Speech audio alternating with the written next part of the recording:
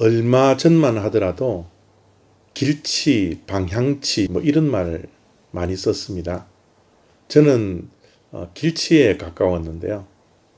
요즘은 내비게이션을 우리가 사용하기 때문에 길을 잃어버릴 염려는 없는 것 같습니다.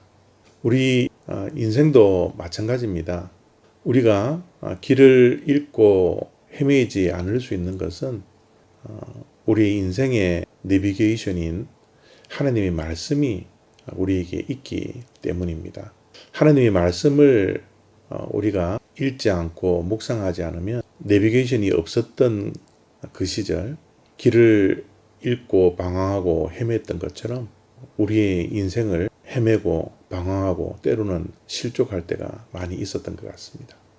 오늘 우리가 묵상하는 시편 143편의 말씀은 길 잃어버린 다윗의 기도 시라고 말씀을 할 수가 있습니다. 8절을 보겠습니다.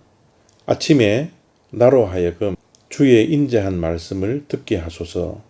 내가 주를 의뢰함이니이다. 내가 다닐 길을 알게 하소서. 내가 내 영혼을 주께 드림이니이다. 원수들의 핍박을 통해서 다윗은 가야 할 길을 잃어버렸던 것 같습니다. 길을 잃었기 때문에 방황하고 헤매고 또 길을 잃어버린 채로 계속 다니다가는 실족할 수 있었던 상황이었죠. 그때 다윗은 하나님께 간구하기를 다닐 길을 알게 하소서, 그런 간구를 합니다. 우리의 삶 속에서도 우리가 전혀 예상하지 못하고 생각하지 못했던 고난과 역경, 또 삶의 방향을 또 길을 잃어서 헤매일 때가 많은데요. 대부분 우리가 이런 고난과 역경을 당할 때 어떻게 하면 이 고난을 피할까 그렇게 노력하죠. 그런데 신앙인들은 고난을 어떻게 피할까라는 것을 찾으려고 노력하는 것보다는 이런 고난 가운데 하나님의 뜻이 어디에 있을까, 그것을 분별하도록 노력하는 것이 신앙인들이 고난을 맞이했을 때 해야 할 신앙의 자세입니다. 다윗이 그런 삶을 우리에게 보여주고 있죠. 힘들고 어려울 때, 참 암울한 그런 시절을 보낼 때 그는 다닐 길을 알게 해 주십시오. 그러면서 아침에 인자한 주의 말씀을 듣게 해 주십시오 라고 기도를 합니다. 아침에 하나님의 말씀을 듣고 내가 다닐 길을 알게 해 주십시오. 아침이라는 것은 하루를 시작하는 시간입니다. 그 하루를 시작하는 아침에 무엇과 함께 할 것인가?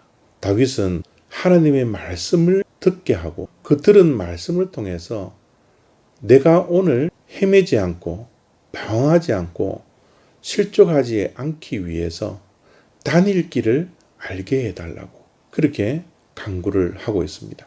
하루의 시작을 우리의 인생의 내비게이션인 하나님의 말씀을 보고 듣고 읽고 묵상하며 시작하는 것과 내비게이션이 없이 우리가 한 번도 가지 않은 이 인생의 하루를 시작하는 것, 얼마나 큰 차이가 있겠습니까?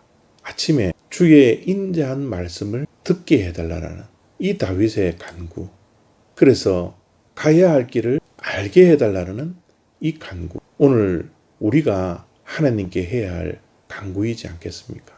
우리는 아침에 하나님의 인자한 말씀을 듣고 시작해야 합니다.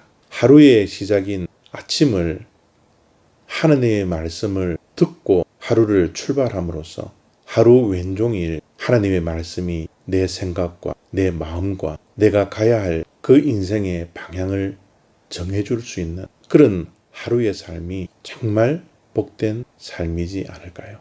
우리가 전혀 가지 않았던 이 인생길, 특별히 인생의 고난과 어두움과 환난과 역경을 통과하고 있는 광야 같은 삶을 살아가고 있는 우리들에게 가야 할 길을 알게 해 주십시오 라는 이 다윗의 고백이 우리들의 고백이 되어서 아침마다 하나님의 말씀을 듣고 갈 길을 알며 하루를 시작할 수 있는 저와 여러분 다 되시기를 바랍니다. 감사합니다.